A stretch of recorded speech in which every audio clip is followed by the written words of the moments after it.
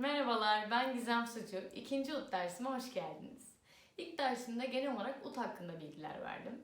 Nasıl muhafaza etmeliyiz, nasıl seçmeliyiz, akort, sağ elin tutuşu ve ut tutuşuyla hakkında genel bilgiler vermeye çalıştım.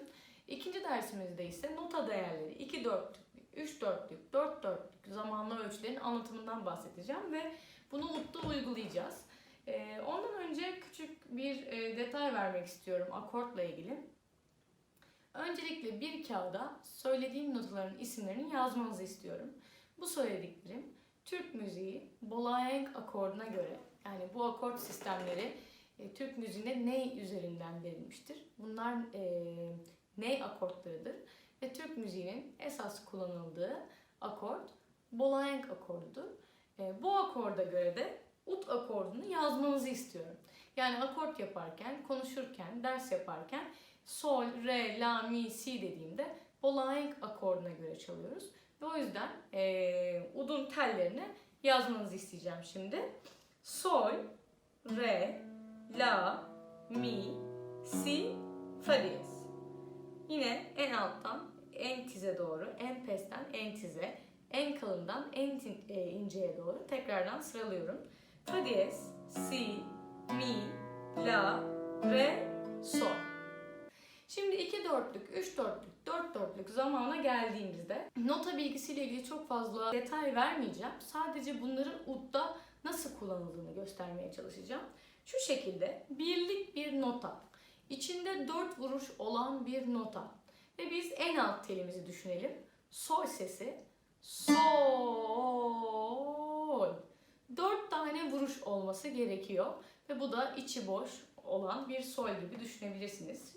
Şu işarette olduğu gibi. Sol. 4 vuruş. İkilik bir nota yine en alttaki solde yapıyoruz. Sol. Sol. Aradaki fark neydi? Sol. 4 vuruştu. İkincisi ikilikti. Sol. 2 vuruş. Dörtlük bir nota ise sol, sol, sol, sol. Yine 4 dörtlükte sol, sol, sol, sol. Yine baştan gelelim. Birlik bir nota sol. İkilik bir nota sol, sol. Dörtlük bir nota sol, sol, sol, sol. Yine bir de 8'lik notamız var.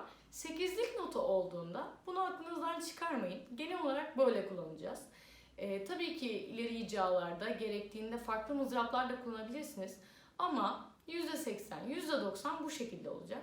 8'lik notalar çaldığınızda ilk nota, güçlü olan nota yukarıdan aşağıya doğru, güçsüz olan, zayıf olan ikinci 8'lik nota aşağıdan yukarı doğru bulacak.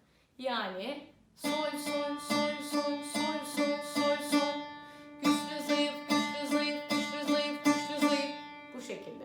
Yani siz bir notaya baktığınızda dörtlük bir notaya üst, yukarıdan aşağı mızrap, birlik bir notaya yukarıdan aşağı mızrap, ikilik bir notaya yukarıdan aşağı mızrap bir tane, ama 8'lik bir nota, 2 tane nota gördüğünüzde ilk yukarıdan, diğeri alttan yukarı doğru olacak şekilde vurmanız gerekiyor.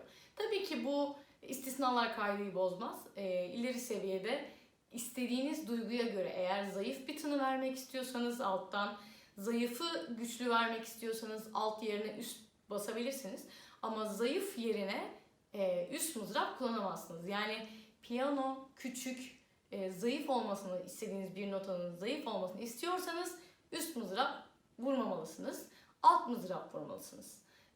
Bu da önemli bir detay olduğunu düşünüyorum. Bundan sonra parçalara baktığınızda birlik, ikilik, dörtlük notaları yukarıdan aşağı doğru mızrapla, 8'lik notaları ve yine aynı şekilde 16'lık notaları ilki yukarıdan, diğeri aşağıdan, yine 16'lıklarda 3. 16'lıkta üst, yukarı, aşağı. Yani gruplar halinde düşünürseniz üst, alt, üst, alt, üst, alt mızrap şeklinde kullanmanız gerekmekte. Yani burada en önemlisi birlik, ikilik, dörtlük, 8'lik ve 16'lık. 16'lıktan da bahsedelim. Birlikten geliyorum yine.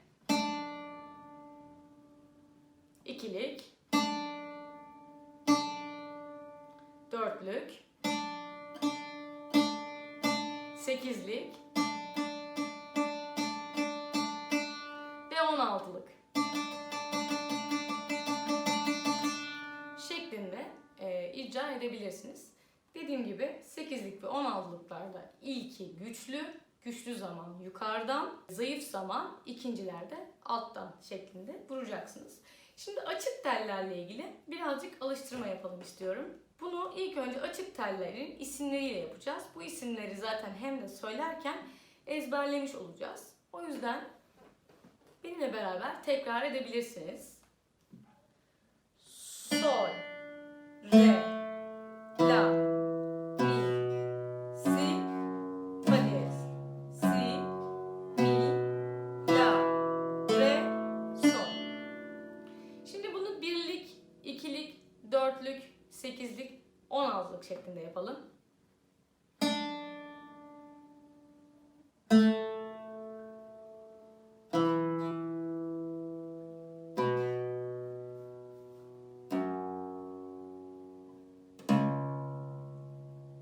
Şimdi ikilik yapalım.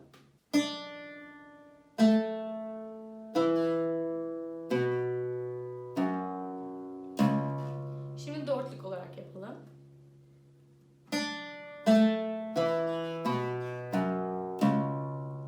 Şimdi 8'lik olarak yapalım.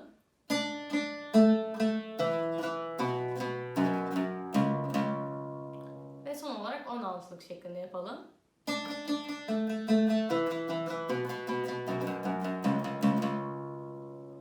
Evet, bu şekilde. Şu yaptığım harekete dikkat ettiyseniz, sesi susturmak istiyorsam böyle bir yöntemle uzamasını tercih ediyorsanız bırakırsınız ama istemiyorsanız klavyede baş parmağınız zaten burada. Ellerinizle üstünü kapatabilirsiniz. Açık tellerle ilgili birazcık bu dörtlük, 8'lik alıştırmalarına yer vermek istiyorum. İlk önce üst mızrap kullanacağım sadece her telde. Bunları yaparken sol elinizden kuvvet almaya çalışmayın. Özellikle ayna karşısında yaparsanız sizin için çok iyi olur. Çünkü hem sağ elinizi hem sol elinizi hem de udun sizdeki üzerinizdeki duruşunu görmüş olursunuz. Şimdi yapalım. Üst mızrapla tek tek seslerde gezelim.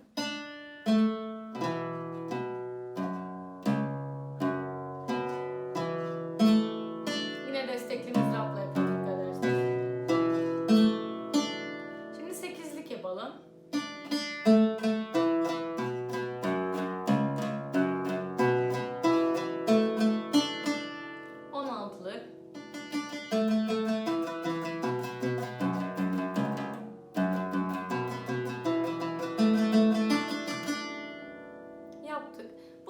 Çeşitlendirebiliriz. Ne yapabiliriz? Biraz daha fazla 4 değil 8 yapabiliriz.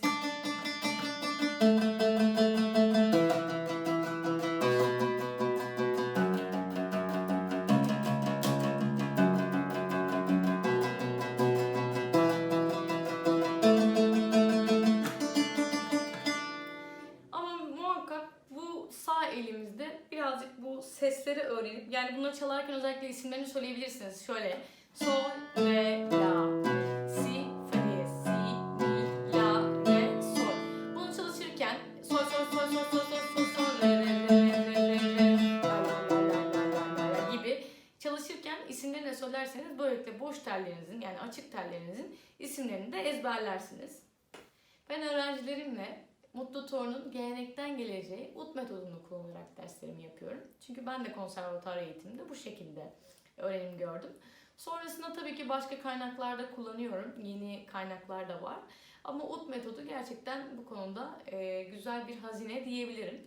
Bunun dışında da zaten eserlerle eğitimi güçlendiriyoruz. Ama başlangıç için ut metodunun gerçekten faydalı olduğunu düşünüyorum.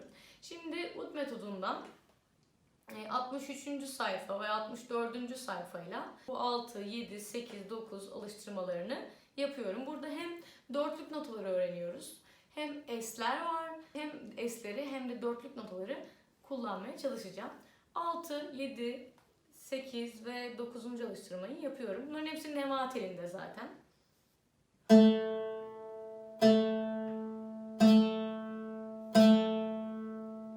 7 numara.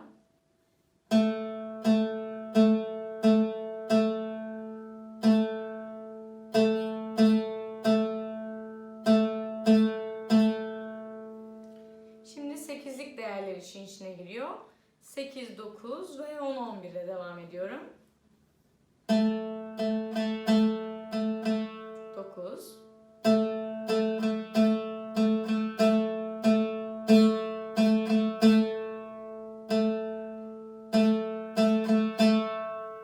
10 numara. Şimdi burada size bahsettiğim gibi üst altlar ve 8'lik notaları olduğu için ilk üst, ikincisi alttan mızrap geliyor. Bunlara dikkat. Zaten metodu da bunları gösteriyor. Sol telindeyim. 11 numara.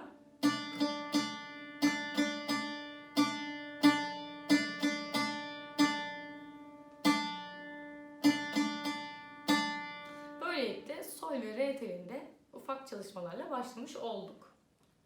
Yine devam edelim. Sol ve re tellerinde çalışmaya. 12, 13, 14 ve 15. numarayla devam ediyorum sizlerle beraber.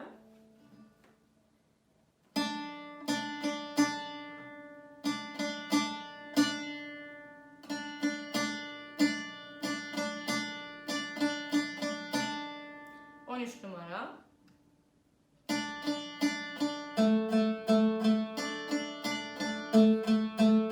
Burada dikkat, sol yukarıda ve re var. Bu yüzden tel geçişlerinde iki taraftan da ses çıkarmadan ikisinden ayrı ayrı sesi elde etmeye çalışın. Bu diğer tellere geçme konusunda biraz zor olabilir sizler için ama bunu çalışarak aşacaksınızdır. 14 ve 15'e devam ediyorum.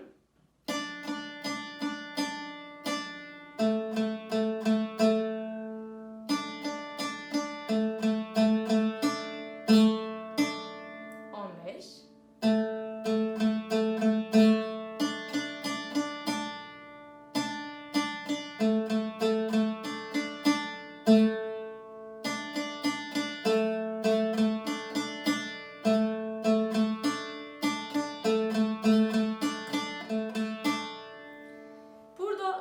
Şimdiden söyleyeyim, lütfen ama lütfen her alıştırmayı ritmik okuduktan sonra çalmaya geçin. Çünkü ritmik okumanız önemli. Şimdi belki çok kolay geliyor olabilir bazılarınız için bu ritmik okumalar. Ama sonra bir 6 ay sonra veya 3 ay sonra eserlere geçtiğinizde ritmik okuma yapmazsanız bu sizi çok zorlayacak. Çünkü o zaman noktalı notalar, senkoplar, triyoleler, başka nota kalıpları girecek. O zaman da bu sizi zorlamaya başlayacak. Bu sebeple notanızı, ritmik okumanızı, solfejinizi baştan çok iyi kavrayın ve buna vakit ayırın. Sonrasında çünkü notayı görüyor öğrenci, notanın tam ismini bilmiyor, notanın değerini tam çözemiyor, 8'lik miydi, 4'lük müydü? Bir yandan da uttaki yerini biliyor olması gerekiyor. Notanın tam ismini bilmiyor, değerinden emin değil. Uttaki yeri de bilmiyorsa o zaman ne oluyor? Parçada bir anda giderken duruyor, yavaşlıyor, her ölçünün hızı değişiyor, hız dengesi bozuluyor vesaire, çalamamış oluyor. Bu yüzden de ilk önce bir parça önünüze geldiğinde lütfen ilk önce donanıma bakın. Ritmine bakın, kaç kaçlık donanıma bakın ve sonra bence küçük bir trik. Şöyle bir genel olarak parçaya bakın. Parçanın en kolay olan noktasına değil, sizin için olabilecek en zor noktasına odaklanın.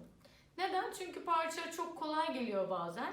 Giriyorsunuz bir hızla ama çok zor bir nokta geldiğinde hop hızı çekip yavaşlıyoruz. Bu istediğimiz bir icra tarzı değil. Ne yapacağız o yüzden? Şöyle donanıma baktık, kaç kaçlık olduğuna baktık. Şöyle bir ritmik solfejini yaptık. Nelerin zor olabileceğini aşağı yukarı tahmin edebiliyorsunuzdur. O zorluğa göre kendinize bir ritim belirleyin ve parçaya öyle girin. Kolay yere göre değil, zor yere göre ritim belirleyin. Böylelikle hatasız parçayı başlayıp bitirebilirsiniz. Ve eğer zor gelen bir yer varsa lütfen o zor gelen bölgeyi sadece orası olmak kaydıyla çalışın. Ve bir küçük daha ipucu vermek istiyorum. Hata yaptığınızda lütfen başa dönmeyin. Hata yaptığınızda o ölçüde birazcık vakit geçirin, probleminizi çözün, sonra devam edin. Bittikten sonra en başa dönün ve parçayı tekrardan çalın. Ama her hata yaptığınızda hatayı düzeltmeden başa dönerseniz o zaman yine baştan geldiğinizde yine aynı yerde hata yapacaksınız. Bu yüzden bazen öğrenciler hata yaptığında başa dönüp o problemin bir şekilde çözülebileceğini düşünüyor ama maalesef öyle olmuyor. O yüzden hata yaptığınızda neden hata yaptığınızı düşünün. Orada notayı mı bilmiyorsunuz, yerini mi bilmiyorsunuz? İlk önce problemi anlayın çünkü orada bir problem varsa yine aynı şeyi gördüğünüzde yine aynı yerde hata yapacaksınız. Sonuçta yine aynı şey karşınıza çıkmış olacak. Bu sebeple probleminizi anlayıp probleminizi çözerseniz daha sonraki aynı notalarda hata yapmanızı engellemiş olursunuz. Bunu da küçük bir ipucu olarak söylemek istiyorum. Hata yaptığınız yerde durun ve hata olan bölgeyi tekrar çalışın. Sonra bitirdikten sonra baştan bir temizlemek için tekrardan gelebilirsiniz. Devam ediyorum. Bu ders açık tel üzerinde dersi bitirmeyi planlıyorum. Sonraki dersimizde sol el baskısıyla başlayacağız. Yine 16, 17, 18 ve 19. Alıştırmaları yapıyorum.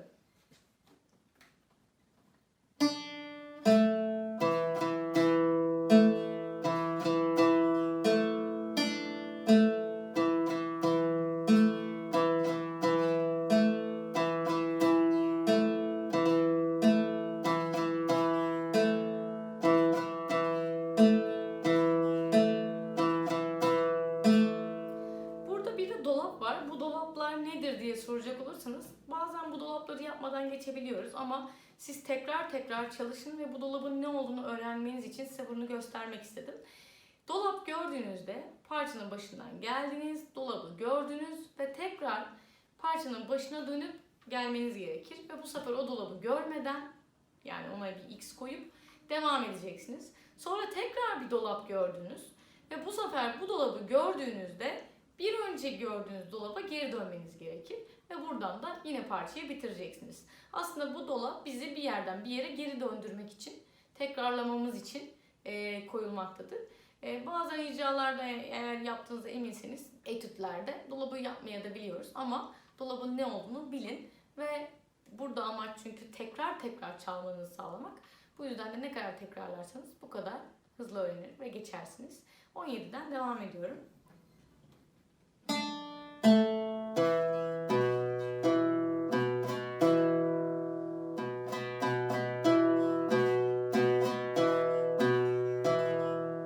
Şimdi kaba buğselerin eklendiği sesleri alacağız.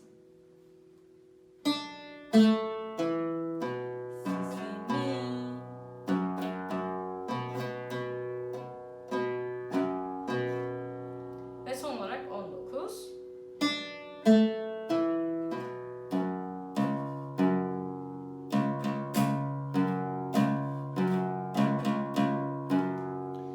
Bunları lütfen çok tekrar edin. Sesleriyle söyleyin. Bunları çalarken son, re, la, mi diye sesleri bol tekrar edin. İnanın bunları tekrar ederseniz ve sesleri sürekli çalarken söylerseniz açık tellerin isimlerini de kolaylıkla öğreneceksiniz. Bugünlük dersimde bu kadardı. Teşekkür ediyorum. Bir sonraki derste görüşmek üzere.